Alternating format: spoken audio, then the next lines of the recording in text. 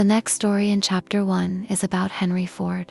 And this story begins with a word many people are afraid of: impossible. Napoleon Hill says, one common weakness of people is their familiarity with the word impossible. Some people know all the rules that will not work. They know all the reasons something cannot be done. They know every excuse before they even begin. But Henry Ford did not think that way. When Ford decided to produce his famous V-8 motor, he wanted an engine with all 8 cylinders cast in one block. That may sound technical, but it was a big deal. At that time, V8 engines were usually connected with expensive cars. Ford wanted to make that kind of power available in a lower-priced car. So this story was not only about building an engine, it was about making something difficult, powerful, and expensive available to ordinary people. But as engineers looked at the design and believed it could not be done, to them, it was impossible. Ford's answer was simple: produce it anyway. The engineers went to work. Months passed. Still, nothing happened. They tried every plan they could think of, but the task still seemed impossible. After a year, Ford checked on them again. They told him they had found no way to carry out his order. But Ford did not accept that as the final answer. He said, "Go right ahead. I want it and I'll have it."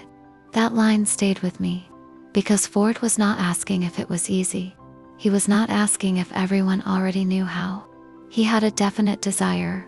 He knew what he wanted, and because he knew what he wanted, he refused to let the word impossible stop the search. Eventually, the answer was found. The book says Ford's determination had won again, and this is where I see the hidden secret. The secret is not just stubbornness. It is not forcing something without wisdom.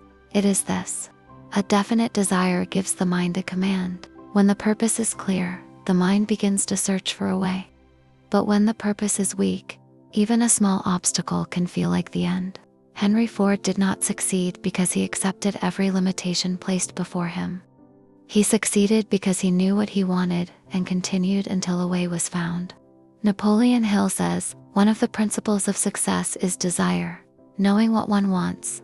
That part is important, because many people say they want something, but they are not definite. Ford's story reminds me that impossible is not always a fact. Sometimes, impossible only means no one has found the way yet. Dear Luna, I want you to remember this. Do not let someone else's word impossible become the border of your dream. Do not surrender too quickly just because the first answer is no.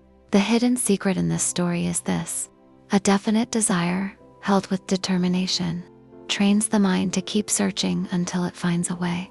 Maybe impossible is not the end. Maybe it is only the beginning of deeper thinking.